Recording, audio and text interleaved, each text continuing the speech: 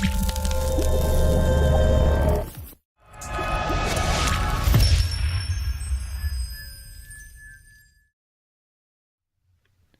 everybody, I'm here with Courtland McPherson today, who is a licensed clinical social worker specializing in psychodynamic psychotherapy. In addition to holding certificates in advanced clinical practice and clinical issues in adoption and foster care, he was a trainer for the Providence Men's Project. He is a clinical supervisor and case consultant. Past speaking engagements include the art of listening and have addressed such topics as trauma, how to overcome fear, that's a good topic, and pathways to a meaningful life. He is working toward a doctorate degree in psychodynamic psychotherapy with research focused on social connectedness. He spent his early adult life as a volunteer firefighter, performing rescue operations on a ladder company. Now he is a terrible guitar player. I'm sure you're not that bad. Aspiring runner, avid adventure seeker, and lifetime learner of all things fantastic. He owns and operates Little Red Telescope, a private psychotherapy practice. Hey, Courtland, how's it going today? Hey Brian, how are you? I'm doing great. I appreciate your time and just coming out and speaking to our audience about your business, about life, and just anything else that we cover today. Yeah, I'm really excited to be here with you and to be able to talk about all these things. Yeah, so tell us a little bit about how you got into psychotherapy. What's been your path, in this journey? Sure. How much time do we have? Because that's one of those questions that I think every therapist, every counselor, has sort of a unique pathway that they've taken to get into the world of helping people. In my case, I started out in the real estate industry. I worked as a broker for about 8 years or so, providing commercial real estate and business development. And I just found that as the real estate market sort of took its turn in 2008, that it wasn't quite as fulfilling as I would have hoped, and what I was thinking in terms of my own professional path. And I realized as I was working in that field that, I was better at helping people. And then you take that sort of experience and couple that with my sort of own life. My mom was a single mom. My dad was not really available to us. We struggled in poverty. And you take all of those things and sort of this basic intuition of being able to read people, understand them, and understand their pain. And then in 2009, I decided to move forward to get my master's in clinical social work. I spent 2 years doing that and working towards, working towards this sort of goal of working with children. And hence as you did a wonderful introduction of me, my certificates in, foster care and adoption care. And then in 2011, I finished that master's degree and moved into community mental health. Awesome. Yeah. Thanks for sharing all that and being vulnerable, opening up about your journey. It's interesting.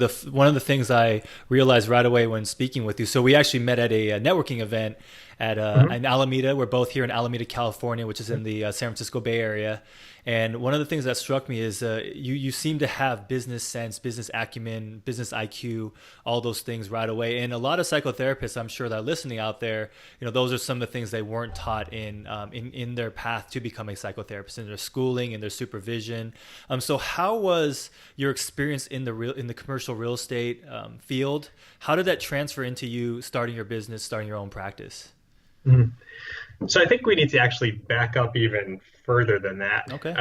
It's one of those things that, I got into real estate because I had a passion for working for myself and wanting to sort of develop my own, sort of way of doing things. And that had existed probably early on as a kid. I remember, being in 6th grade and selling candy, to other kids, and setting up a little candy store, if you will. So there's always been sort of this entrepreneurial spirit. And then, my dad always had these little side businesses, these side hustles, and none of them ever really got off the ground. He always sort of had this dream of having a limo company or whatever, where he was like, chauffeuring people around. And, but in, 1995, you need to buy a limo from 1995, not 1986. So there's always been this sort of thing in my family where we've always had a bunch of jobs. And, so early in my sort of, college days, I started a disc jockey company, which most people don't know. Mm-hmm. And I put myself through college that way. I was doing parties and, sort of doing weddings and all these events. And then, as I finished college, I decided to move into that takes me into my real estate career. And in turn, from my real estate career, you learn how to market yourself, you learn how to work with and different personalities, the negotiation process. And so you learn all these skills. You learn accounting. In real estate, we're dealing with sometimes hundreds of thousands of dollars, in my case, in for real estate, sometimes millions of dollars. So you learn how to navigate some aspects of a business. And so we move that forward to now being in my own practice. Mm-hmm. Those are some of the same skills that I'm using. Mm-hmm. Practice. I'm using those accounting skills. I'm using those marketing skills. Yeah, I think that's great. Yeah, so it started at a really young age in terms of your entrepreneurial path. And can you hear me okay, Courtland? I lost you a couple times. I can hear you, yeah. Okay, yeah, you were kind of cutting out a little bit, so hopefully the audio picked that up. But yeah, you were sharing a little bit about you just as early as starting your candy business and some of those Yep. transferable skills. So I mean, what tips would you give someone out there that maybe don't have those transferable skills that you had from having the entrepreneurial spirit, starting your disc jockey company? I didn't know that, by the way. Maybe you shared that and I forgot, but that's awesome that you were able to do that. But having those skills to transfer over to your psychotherapy private practice. But what tips would you give? The listener out there that doesn't have that experience, that never had the entrepreneurial, the learning, the hands-on experience and all that, that's listening out there to build their practice. Mhm. So the first tip I would say, and I'm not sure if it's a tip or not, but if somebody's jumping into private practice, they have to know why they're doing that. They have to understand something about themselves. And that I think is the biggest piece of this. There has to be this want to be your own boss, be your own marketer, be your own, sort of creator of your world. If you have that, then okay, move forward. If you're missing that, I would say be cautious. And then sort of the next tip is to absorb everything that you can possibly absorb. And what I mean by that is attend workshops on how to open a private practice. It's actually something that I teach, which I'll be doing hopefully at the end of March at some point, for some local social workers who are thinking about this as well. But thinking about private practice, one of the things I'm doing right now is I'm meeting other practitioners who are in their own private practice. I'm getting to know them. So I'm getting to know the community. So what I'm saying is about absorbing things. It's learning about the art of the private practice. So there's books on this stuff. There's podcasts on this stuff. There's the services like yours where you're helping people sort of think about their marketing, think about their practice, and just really getting out and learning as much as possible. A great example of that is when I started my practice in Alameda. I did not know anything about the Alameda community and how to open a business in Alameda. And I went to the Small Business Administration and they connected me to, it's called SCORE. And basically I got a mentor through SCORE. And she has been guiding me on how to sort of navigate the licensing process for my business licenses. And for example, I'm also taking another course on how to market, through like Constant Contact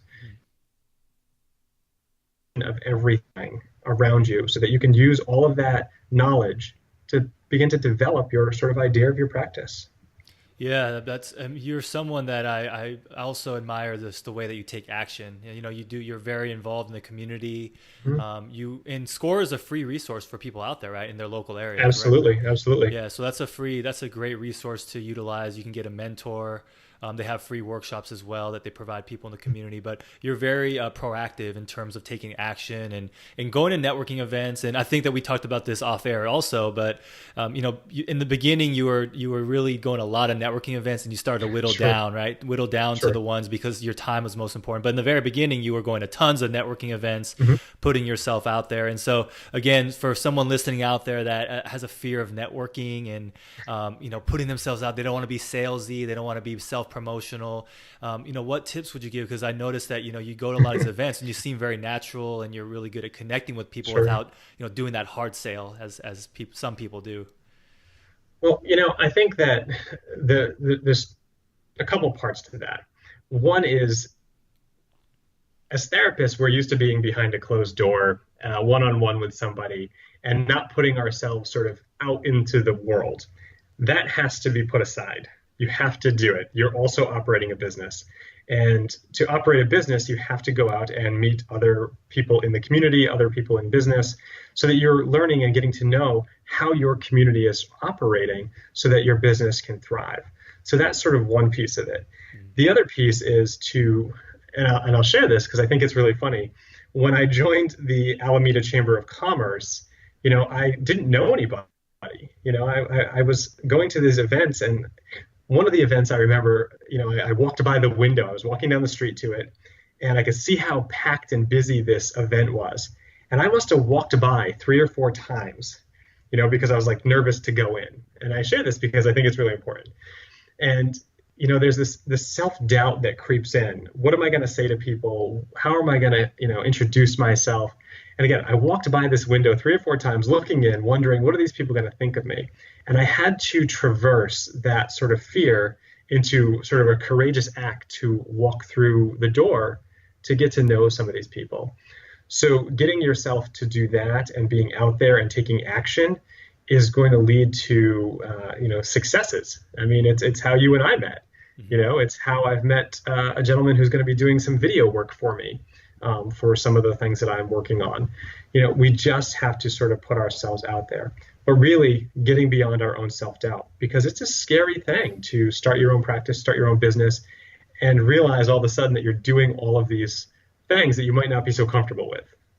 Yeah, that's great. That's great advice. I mean, there's really it's the inner struggle versus the external struggle. Mm-hmm. And I identify the inner struggle exactly what you said. It's the self-doubt.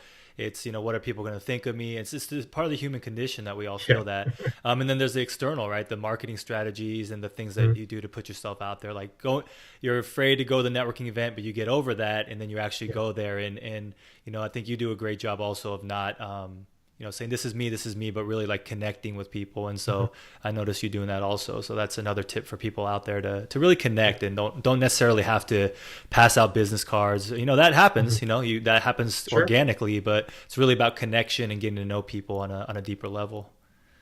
Yeah. And I think that's a big component. You're mentioned going out and being salesy. My goal is to not be salesy at all. My goal is to just go out and meet other people in the community. And by doing that, they'll get to know me. They'll get to see who I am and think about the work that I do, because my greatest asset, my greatest tool is me. As a therapist, I am the instrument in the room for helping somebody, traverse and navigate their pain, their grief, their life transition. Yeah, absolutely. In terms of, business books, I know we've talked a little bit about that off air also, but what are some business books that you follow or that you've read that have really helped you in this entrepreneurial and this business journey of building your private practice? So I think I'm an avid reader. I read everything all the time. So to whittle it down and pick, like 2 or 3 is really challenging. But I will say that I believe it's Stephen Covey, and it's the 7 habits of highly effective, people or whatever it is. But he talks about the one thing that I really glean from it. I won't give too much away because I think people should read the whole book. But he talks about your circle of influence and who is around you, who you're surrounding yourself with. Because when you're starting a business, there's going to be a lot of doubters, and you're already dealing with your own self-doubt. So surrounding yourself with a circle of influence who, is supportive and charismatic and energetic about your successes can be really helpful. So, 7 habits of highly successful people. I think that's one. The one that's been floating around right now is, Simon Sinek, the Start With Why. You and I met at Successful Thinkers, and part of their mission is to help people think about their why. Why do they get into the work that they're doing? Where does it come from? Is it a core value system? Because when we know our why, we will then we'll be on a path for where we want to sort of go. And the other thing is, I've been reading a lot of Tim Ferriss. He's all over the place right now. He was on, the Jimmy Fallon show. He was just here at the Castro Theater in San Francisco. But he's got a new book out, The Tools of Titans. And then he also has a book, The 4-Hour Workweek. The 4-Hour Workweek is the book that started my journey into private practice. basically what he's talking about is how do you create something that feels right for you so that you can do the things that you want to do and live the life that you want to live. And that really is the most important thing. I got into private practice, so I could use my skill set, my talent to help people, but also so that I can live the life that I want, and do the things that I need to do for me. And then his new book, Tools of Titans, I love because it's a breakdown of podcast interviews, sort of like we're doing right now, of over 200 different successful people from neuroscientists to actors to professional therapists, and just about their life, how they've success. So I've been taking tidbits from those books to sort of develop more of who I am. I think those are really. Yeah, you've talked about intentionality as well, and that's something that you don't just do in business, but in your whole life. And it's all connected, right? The way that we live our life, the way that we start our businesses, the way therapists out there start their private practice. And so what are some things that you do for yourself to really apply those things, to be intentional about your life and your direction for your life and your business? Yeah. So intentionality is such a critical piece of my world. There's not a day that goes by that I don't typically do something that is been thought about in a very, sort of concrete, constructive way so that I'm not sort of spinning my wheels and wasting time. And there's a little tiny bit, I take that back. There's a little tiny bit of that. Sometimes we have to test, we have to experiment, we have to play with life a little bit. But what I do is, so I'm new to California in terms of like how long I've been here. I've been here about a year, but it was a very purposeful move. It was actually part of my retirement plan. Moving down into this little island here in Alameda, my girlfriend and I bought a house, but that was part of our sort of life plan, our dream line, if you will, which is a term Tim Ferriss uses, to think about the next 15, 20 years of our life. This private practice was a part of that. And what it allows us to do is to live the life that we want, take the time off that we want, so that we're energized, so that we have this experience where we can then go do our work. She works for a big corporation, so in turn she's energized for the work that she's doing. I get to do the things that I want to do, and I'm energized because I'm on a daily basis living with my why, the starting with the why, and then living with this sort of, created pathway to meet my goals.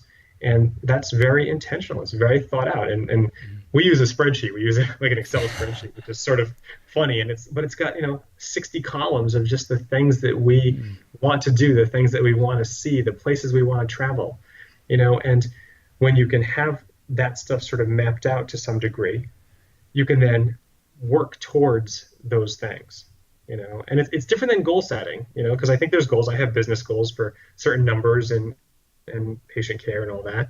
But this sort of dream line is very different. It's about the things that we imagine and the possibilities we imagine. And having my goals in my business will help me achieve those things that I'm imagining. And that's very intentional. I like that a lot. It's different than your business goals. And I assume that you're writing down your business goals as well. And you're also have the spreadsheet for your life, goals with your, with your partner as well. So, writing down goals is something that I've been doing it for a while as well. And it's just so much power to it. When it's just in our heads and we don't put it down on paper or a spreadsheet. I think that there's studies that show that when you write down your business goals, whether they're quarterly, yearly, monthly, weekly, whatever you want to do, people are way more likely to achieve those goals if you actually write them down somewhere. Absolutely. And, you asked about tips before. The number one thing that most business owners don't do, and I don't know if this is a statistic or not, this is my impression, is they never actually have a formal business plan. And that is the roadmap for your practice. And when I started this, I sat down before I even did anything else. Before I opened my doors, before I got my business licenses, I wrote a 30-page business plan that has, my mission statement. It has, how I want my finances to look. It has my office location and the features that I wanted. It has everything, meticulously thought out so that we're talking about intentionality and business development. And inside of that is my business goals. where does my business want to go? Where do I want to go with that? And how do we get there? Mhm. And that's, it's broken down in quarterly sort of, blocks. And inside of that is also the marketing plan, the comparative market analysis for the different providers in the area. And these are all key things that, practitioners should be thinking about because it's going to lead them to success. Yeah, in order to have you have to have a roadmap. You have to have a destination. Hmm. You have to know where you're going in order to actually get to those places. Yeah, absolutely. And let's talk a little bit about your business. I mean, I think Sure. people might be curious about your practice is called Little Red Telescope. So tell Yeah. us how you came about the name of Little Red Telescope. Well, so I was telling you about my developing the candy store for kids in like Yeah, sixth I love grade. that. I love that. But Little Red Telescope is really about my childhood. I sort of alluded to that, I grew up in poverty, and the telescope actually was a real telescope that I had as a kid. It was this tiny little red telescope, and I was able to see the moon with it. So the idea behind that was, as a kid, I would look up at the stars and I would sort of dream about what would life be like. So I fast forward to today, where I have control, I have an ability to sort of shape my own world and my own destiny.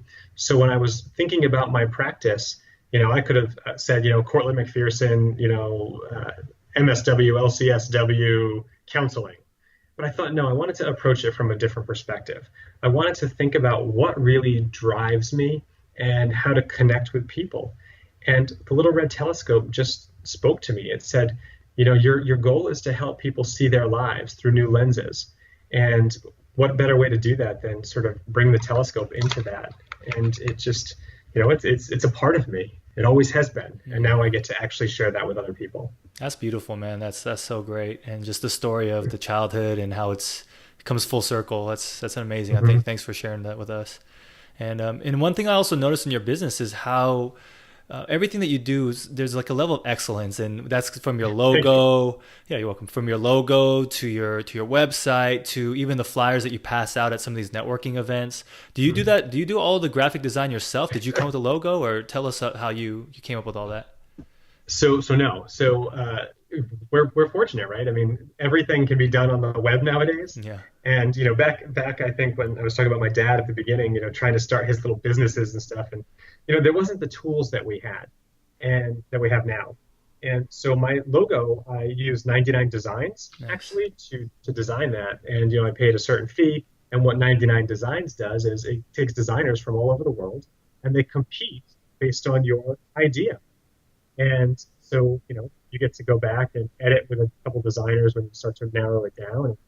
And, I settled on a very simplistic real life telescope. And it's funny because there's actually a really big one that's behind me. You can't see it, but it looks just like that. It's modeled after the telescope I had as a kid. And then this one is a bigger version because it's a functioning telescope. And then, I'm using, different services. I'm using Vistaprint, and I did use a local company to print my business cards because I really wanted to try to bring things back to the Alameda community from a business perspective. Sure. But I'm using different tools. I think I sent you the bio that you sort of were able to Hmm. use to introduce me. I designed that in Canva, which is a new Yeah. service that I just discovered. So I'm using different tools and I'm testing things. I think that also being a small business owner and entrepreneur is I get to test things, see what works and what doesn't. Yeah, there's tons of resources out there. I like how you have a mixture between supporting the local businesses in Alameda as well as going online. And yeah, there's 99 Designs. I'll put all this in the show notes page as well, so everyone can check it out as well. You mentioned Canva.com, which is a great tool for graphic design. It's like a drag and drop type thing. A lot of free. It's a free resource as well. They have paid versions, but it's mostly free. For the podcast logo and my branding, I've used Fiverr, Fiverr.com.